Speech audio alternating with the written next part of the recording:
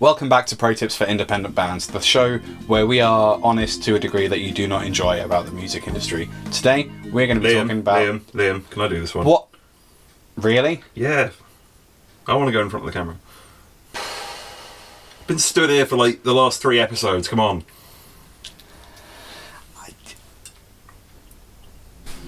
Okay.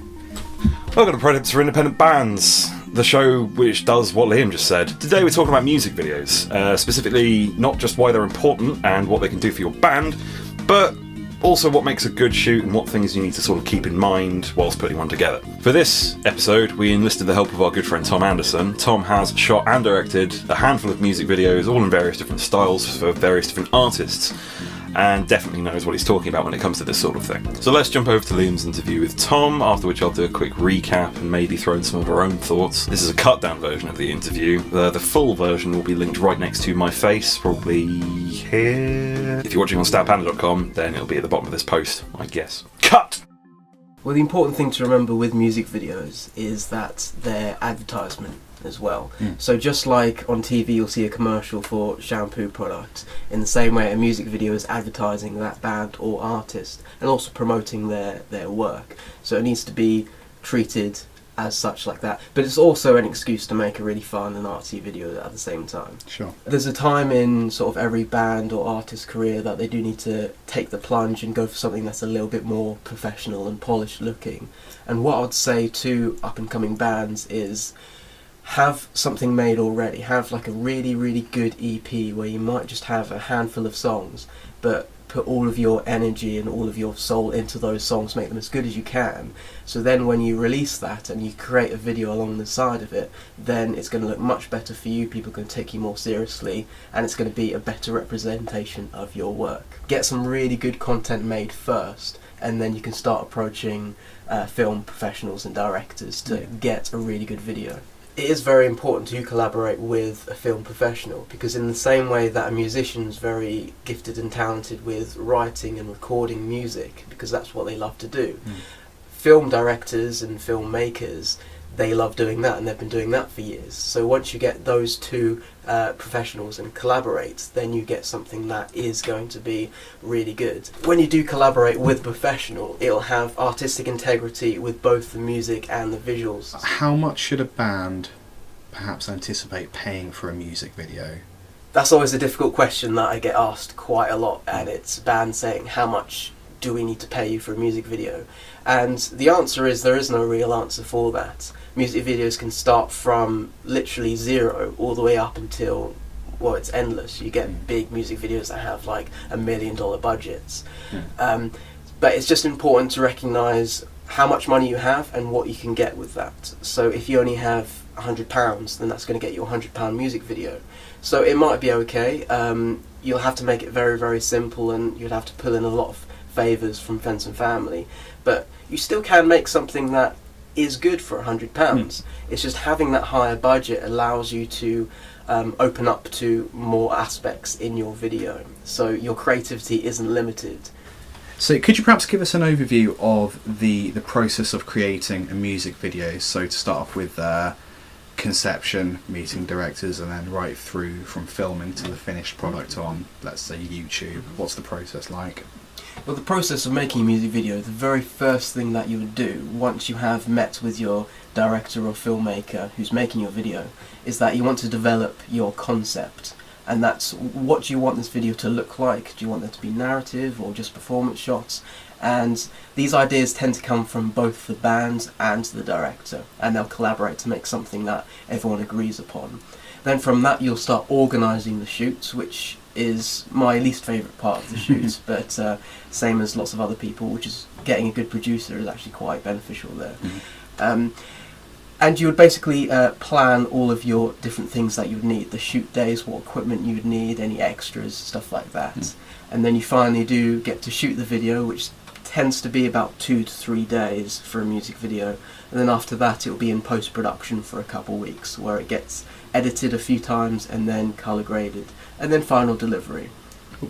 A fun experience for a film crew on a music video is Number one thing is make sure everyone turns up on time. Yeah.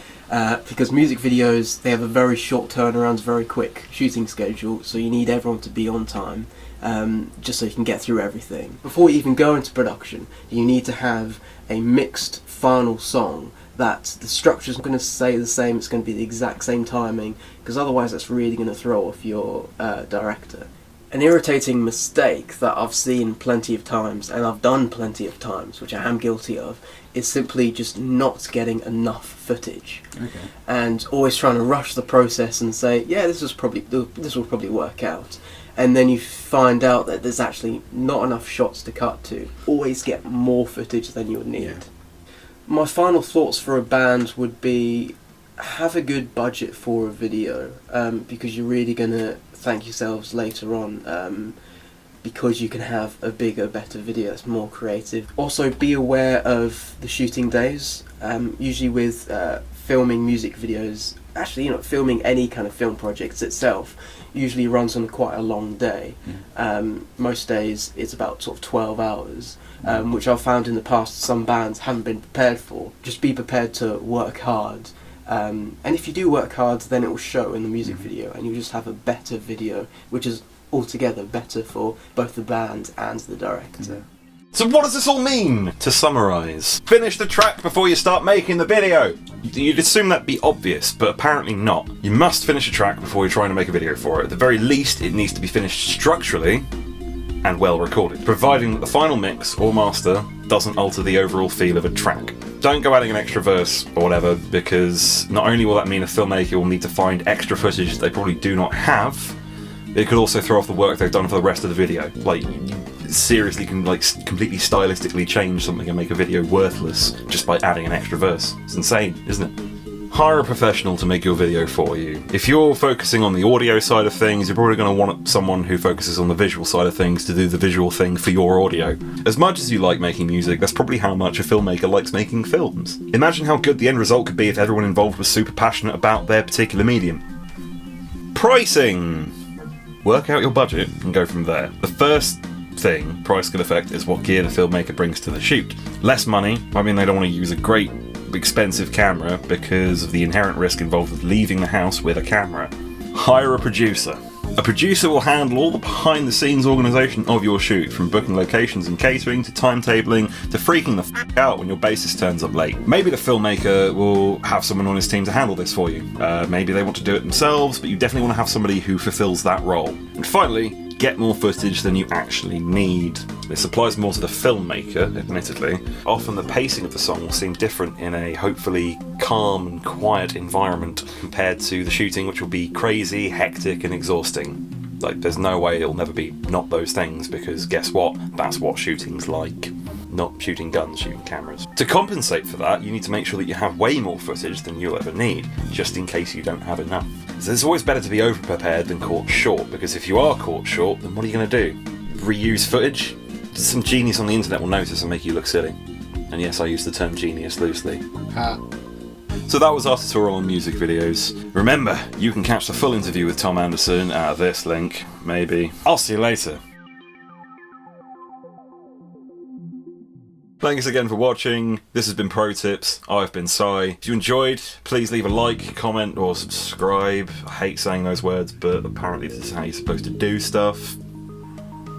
I'm not even sorry. Lastly, if you want to be our new best friends, or just help us out a bit, if you think what we're doing is worthwhile, then you should think about contributing to our Patreon campaign, which will give you access to cool behind the scenes stuff and making ofs, extra things.